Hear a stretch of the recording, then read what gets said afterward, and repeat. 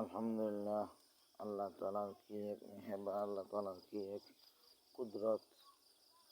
গত কয়েকদিন আগে এই গাছগুলার পাতাগুলো সব পরে বোঝা যাচ্ছিল যে প্রতিটি গাছ মরে গেছে, প্রতিটি গাছের ডালগুলো শুকনো হয়ে পড়ে যাচ্ছে।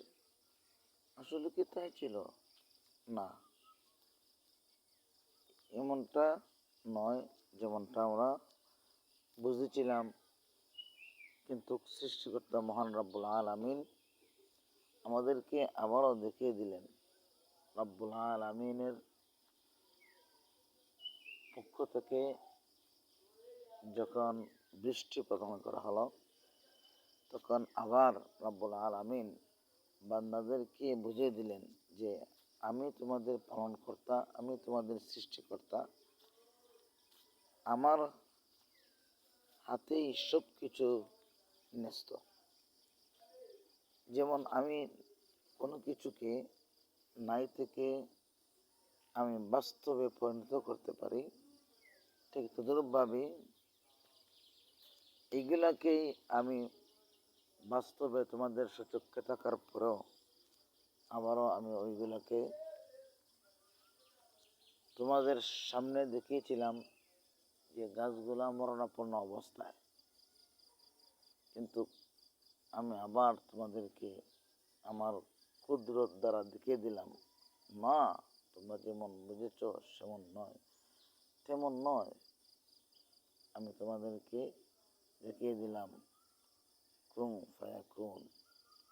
যখন বৃষ্টি পড়লো, বৃষ্টি পড়ার সাথে সাথে রব্বুল আলামিন প্রতিটি গাছের প্রতিটি ডালপালার পাতাগুলা গজাই দিয়ে দিলেন। এমন নয় যে ডালগুলা শুকনো হয়ে গেছে, এগুলো মরে নাই, এগুলো আমার কুদরতেই বেঁচে আছে, দেখিয়ে দিলেন। আল্লাহ রাব্বুল আলামিনের কত মেহেরবান আমাদের প্রতি। যদি গাছগুলো না থাকে, শ্বাস প্রশ্বাস নিতে আমাদের অনেক কষ্ট হয়ে যাবে। এগুলো আমাদের একটি মহান রব্বুল আলামিনের পক্ষ থেকে বড় এক নিয়ামত। এই যে চতুর্দিকে তাকাইলে দেখা যায় অনেক সুন্দর গাছগুলা, অনেক প্রতিটি গাছের পাতাগুলো সবুজ আছে, সবুজ রয়েছে। এলাকার প্রতিটি গাছের পাতার দিকে তাকাইলে মন ছুঁয়ে যায়। তো বাকি প্রিয় ভিউয়ার্স, আব্বুল আলমের কাছে দরখাস্ত,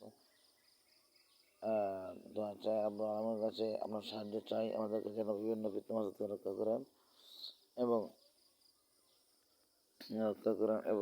প্রিয় ভিউয়ার্সদের কাছে আমি দোয়া চাই যেন আল্লাহ রাব্বুল আলামিন আমাদেরকে বিভিন্ন ফিতনা মাসুদ থেকে রক্ষা করেন এবং আমরা 5 ওয়াক্ত যাতে নামাজ পড়তে পারি।